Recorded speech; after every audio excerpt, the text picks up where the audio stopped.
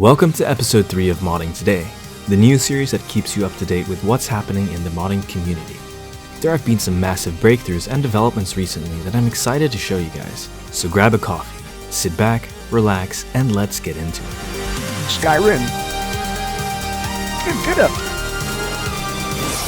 A lot of you may know that Skyrim doesn't exactly have precise hitboxes. In essence, hitboxes in Skyrim are actually just cones, being drawn in front of whoever is attacking. Cones get the job done, but understandably they're not going to be very precise. Other mods like speed and reach fixes attempt to solve this issue by adjusting hitboxes to match the weapon models in-game. But the root problem still remains. These hitboxes are still cones. However, a very interesting mod is currently being developed to overhaul this.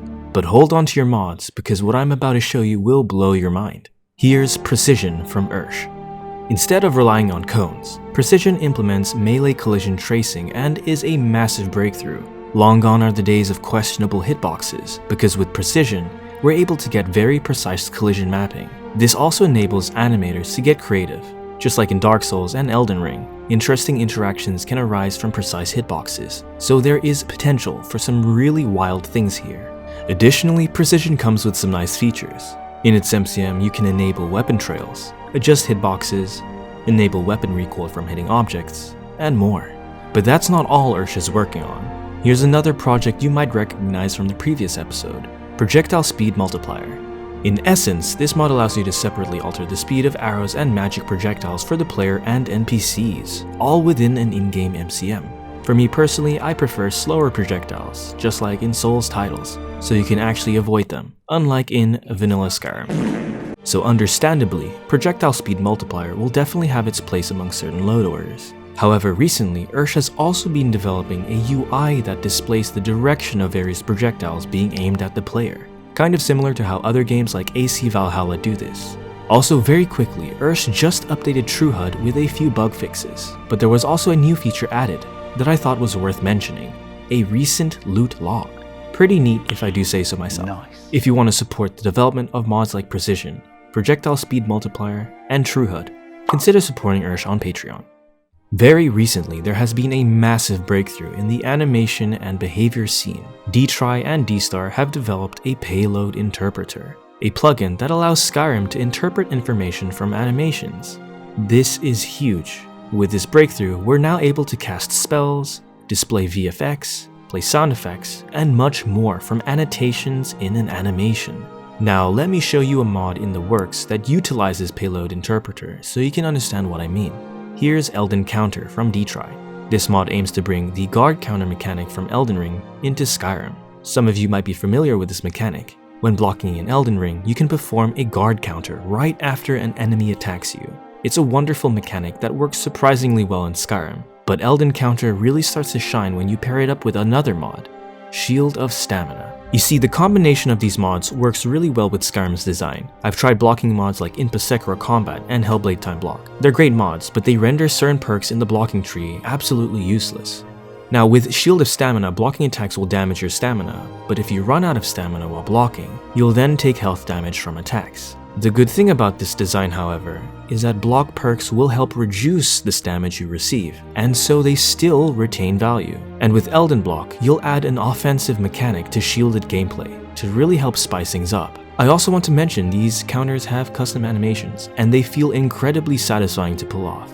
Elden Counter will be released very soon, and when it does, be sure to try out this combination. You won't regret it. Any Assassin's Creed Valhalla fans here? Because dtry has been working on another project you might be interested in. Here's Valhalla Combat.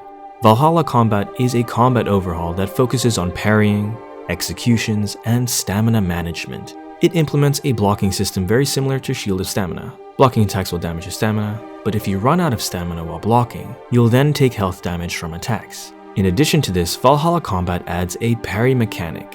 If you block an attack within 0.3 seconds of you being hit, you'll perform a parry. Thankfully, the parrying is implemented in a script-free way, so unlike other parry mods like Valhalla Combat, there will be zero delay, no latency whatsoever. When parrying, you won't take damage. Instead, the attacker takes stun damage. Also, if you parry an enemy with no stamina, they'll enter a knockdown state. Enemies now have a stun value.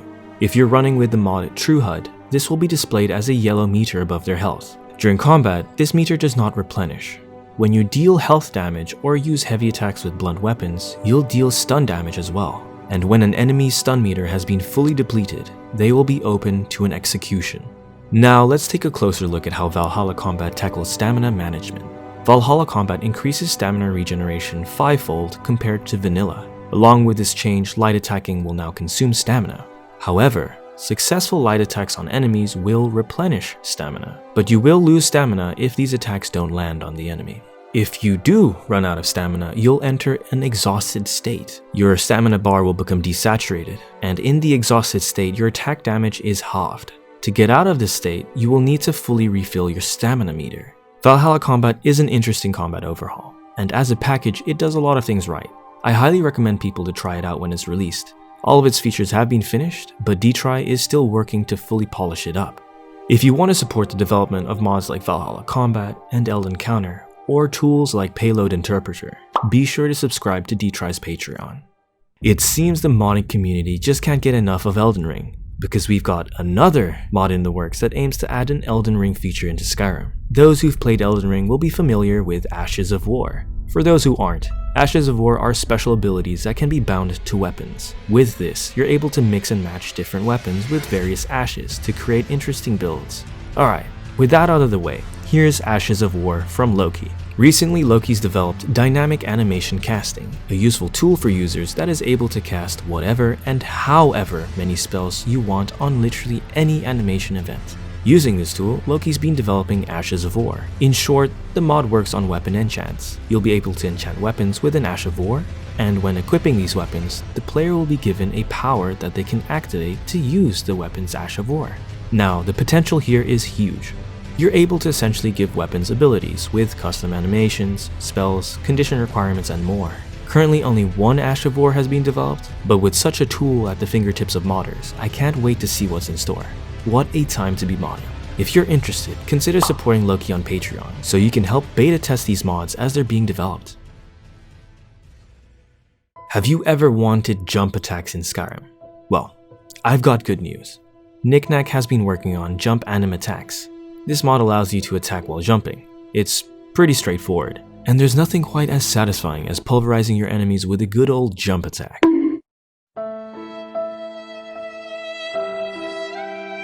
The mod is still a work in progress, but it's coming together quite nicely. Knickknack's also trying to make this mod fully compatible with combat mods like ABR, Project Impact, and SkySA. I'm really excited for this one as jump attacks is a feature I've wanted for a long time. If you'd like to try out jump anim attacks, be sure to subscribe to Knickknack's Patreon. SkySA is dead, ladies and gentlemen, and its successor, MCO, has taken its place. MCO as an animation framework is much more fluid and versatile than SkySA. With MCO, we can now have non-linear weapon movesets, transitions, charged attacks, and more. MCO is expanding the potential of what movesets can do now, and the first MCO moveset, White Fang Dagger, really shows this. This is a very exciting development, simply because of MCO's potential here, so expect to see much more diverse and interesting movesets in the future. Also, for ABR users, MCO will be integrated with ABR, so you won't have to worry about incompatibility issues. D-Star has just published the first version of MCO, ADXP, on our website Skyrim Guild, as well as a SkySA to MCO converter. If you'd like to learn more about MCO, I highly recommend watching D-Star's video on it for more information. If you'd like early access to mods like DMCO, creature combat animations, and more, be sure to support D-Star on Patreon. Let's talk about sprinting and crouching in Skyrim. Some of you might have noticed that transitioning to these states is pretty much instant, which can be disorienting. Thankfully, Adri has created a mod that adds smooth transitions to these states. I present to you progressive sprinting and crouch transitions. So instead of instant acceleration for sprinting and crouching, you'll now have gradual acceleration, which I must say feels very natural. Improvements in locomotion really help polish the game up. It may be a simple mod, but you'll be transitioning to these states fairly often. Currently, the gradual acceleration for sprinting only works when weapons are sheathed, as touching weapon locomotion may result in some clunkiness, so Adri is still working on this. Adri also acknowledges that the transition animations aren't the greatest, but the mod is still a work in progress, and animators like Mike Nike and Osteo might help changes in the future. If you want early access to progressive sprinting and crouch transitions, as well as a whole myriad of interesting projects, be sure to support Adri on Patreon. Alright, let me just take some time to say that the amount of progress being made in the modding scene right now is simply astonishing. Not only are we seeing quality mods still being produced, but massive breakthroughs and revolutionary plugins and tools are being made available to the community, so you can expect to see even more quality mods in the future. Thanks for watching. Also, recently the channel has reached 10,000 subscribers, a huge milestone indeed. I can't thank you guys enough. If you're interested in more insider information and future episodes, be sure to subscribe. Also, like the video and consider supporting the channel on Patreon. These lovely humans make it possible for me to keep creating content while I'm studying at uni. Take care, lads and lasses, and see you next time.